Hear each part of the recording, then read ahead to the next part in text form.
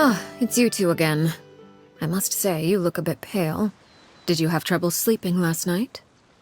A little. Perhaps if you had less on your mind, you'd be able to absolve yourself of such troubles. So what are you planning to do now? Catch up on some sleep?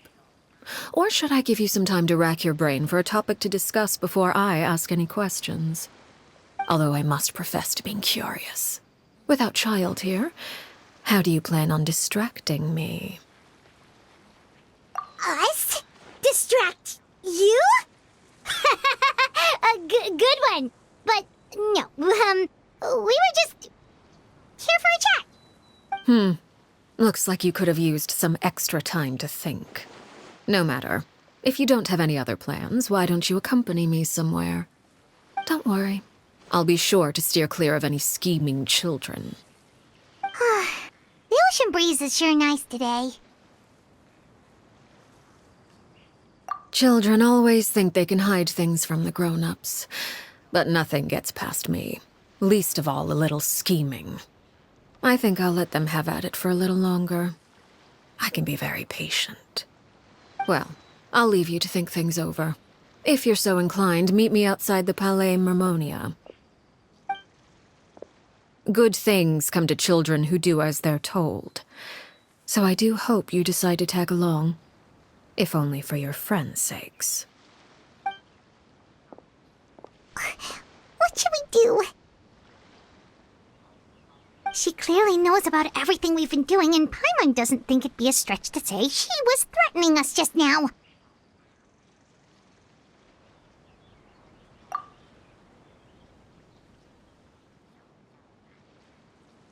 Oh, good idea. Hopefully he sees it in time. Well, we should probably head to the Palais Mermonia. Paimon doesn't want to find out what happens if we don't show up. Based on what the knave was saying just now, it sure didn't seem like it'd be anything good.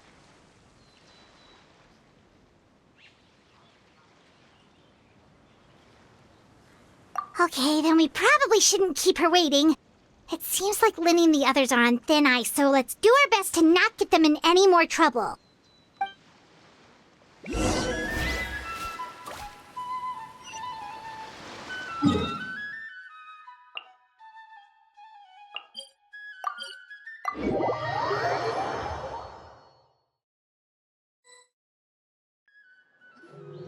Seeing as we still have some time before my meeting, we might as well enjoy some pleasant conversation while we wait.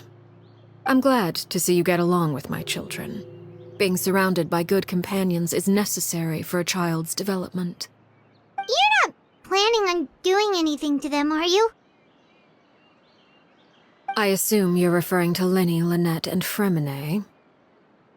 Although, there's that situation with Filial and Nentoy as well. It appears quite a few people have been acting out lately. No matter. I'm not one to discriminate. All those who betray the house meet the same fate. There are no exceptions. Does that mean you're going to kill them? Oh, are you here to beg for their lives? I'm sorry to disappoint, but the rules of the house change for no one. In my organization, everyone is responsible for their own actions.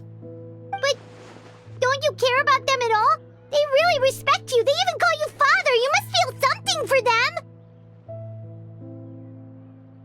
Any organization in which feelings come before principles is one destined for ruin. The House of the Hearth is hardly an exception. You could say our principles are more stringent than most. Perhaps I can offer you this consolation at least. As our guests, you two will not be held accountable along with them. I would imagine Linny, Lynette, and Fremine will be able to keep their lives. As for Filial, Nentoy, and the others, I'm afraid there's little I can do. They can try to escape, but once you know our secrets, there's no getting out alive. But that's awful. Ah, you seem concerned. Out of consideration for my guests, I suppose I could turn a blind eye for a little longer. If Linny and the others manage to dispose of Clairvy in the meantime, All evidence of their wrongdoing will be lost. In that case, I could hardly punish them for something I couldn't prove. If their efforts are unsuccessful, on the other hand, all will be held accountable. And the punishment will be severe. Of course. Oh, and here. I believe this belongs to you. Do try and keep better track of it next time. It takes a considerable amount of time to train a bird like this. It would be such a pity if you were to lose it. Permanently. Wait, where did you get that? Well, I'm afraid that's all the time we have to chat. Now, for the matter at hand. I asked you to meet me here because I have business at the Palais Mermonia. It has nothing to do with you, but I think it would be prudent for you to stick by my side for the time being. There will always be time later to run off and tell Linny what you've learned. Well, time to go. Looks like we wrapped things up just in time.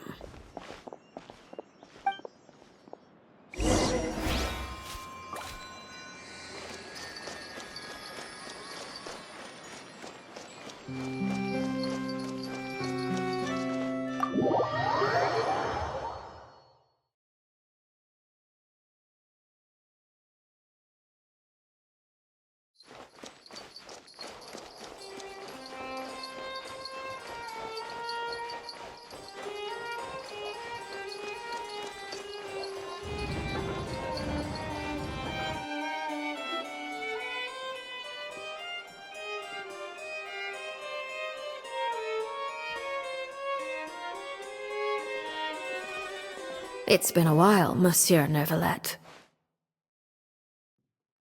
I must say, I wasn't expecting my meeting request to be approved quite so quickly. The Palais Mermonia operates with an efficiency worthy of admiration. It is only right that an esteemed diplomat such as yourself should be afforded the proper level of respect. Although, if I may speak plainly, I must confess that I did not anticipate we would have the occasion to meet again after presenting you with the Gnosis. I see you've brought the Traveler and Paimon with you as well. If I may inquire as to the purpose of your visit. I'll be departing Fontaine shortly. There is, however, an outstanding matter that I would like to see resolved before I go. It requires a rather lengthy explanation, I'm afraid. So I took the liberty of explaining everything in this proposal. Please review it at your leisure, Monsieur Neuvillette.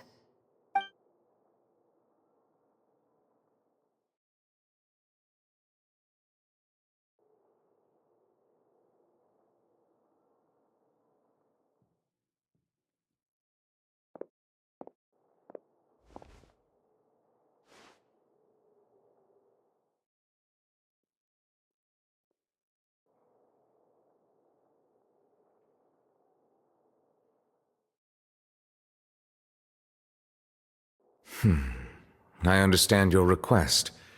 However, at the risk of causing offense, I must admit that I fail to see why you would wish for such a thing.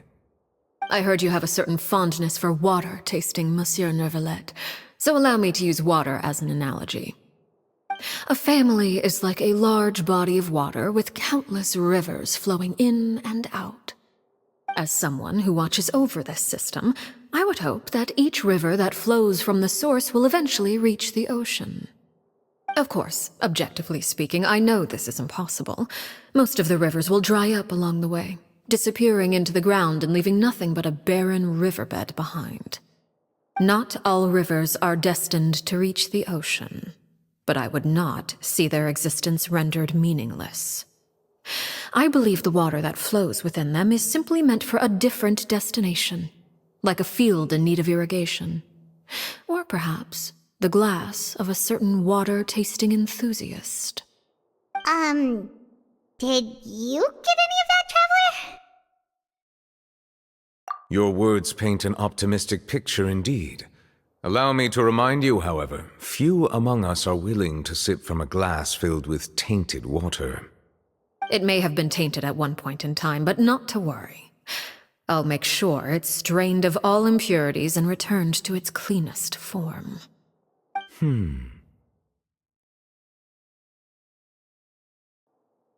I seem to recall there being a transactional aspect to your proposal. Perhaps you could expound on that? If you accept my proposal, Monsieur Neuvillette, I will gradually withdraw my forces from Fontaine. And, unless absolutely necessary, I will no longer carry out any special missions within Fontaine.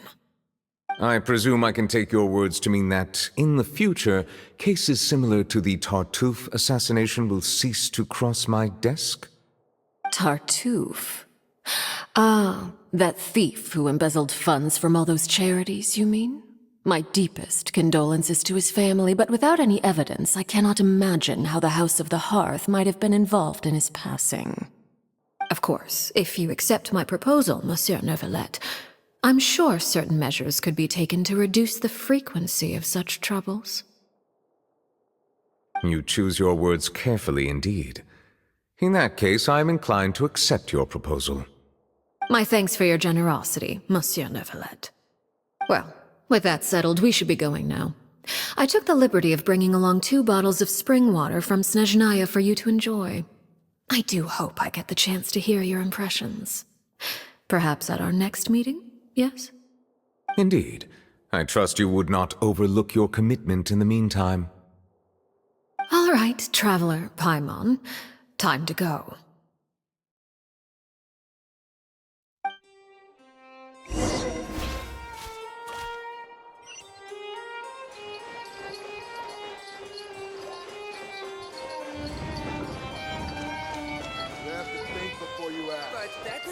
These newcomers are full of enthusiasm.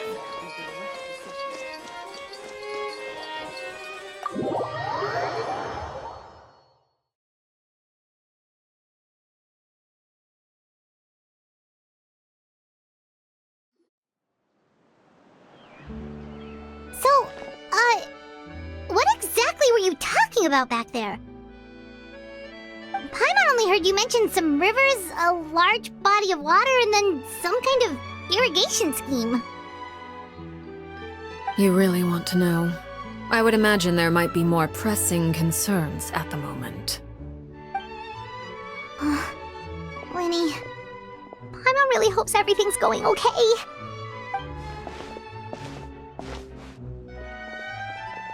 Oh, Paimon recognizes that look. You've got your thinking cap on, don't you, Traveler?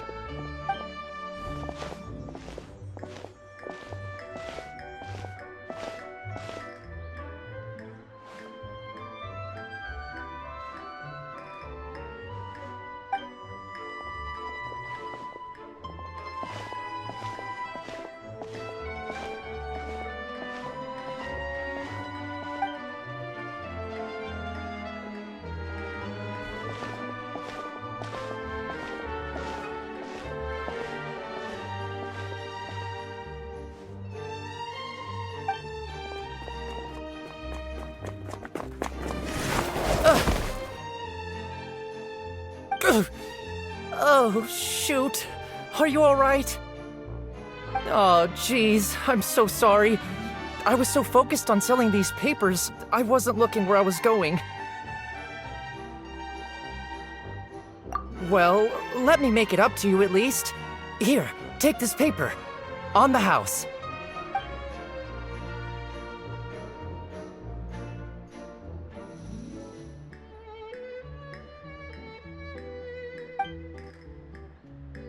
Oh, you don't have to give us anything.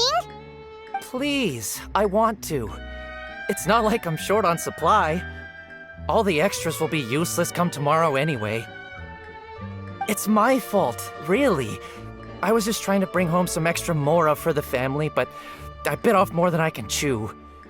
I haven't had many takers today, so I'm still swimming in papers. What's going on here? Nothing much. I just ran into your friend here on accident. I should probably get going, actually, so... Hold on. Of course, I'm happy to compensate you with mora, it's just... I don't have any on me at the moment. I'll take 3 papers. Here. Your payment. Oh! Thank you for your patronage. May the Archons bless you with good fortune. If only I had the chance to run into such generous customers every day. I should probably just take on a smaller inventory though, right? I'm getting married soon, so sometimes it's hard to not get ahead of myself. Anyway, I should head out. Goodbye! Well, now that my affairs are settled, we should take the boat back to Poisson. We've even acquired some light reading to enjoy along the way. Actually, why don't we stick around for a little longer? Paimon just realized how hungry she is. She can't head back to Poisson on an empty stomach.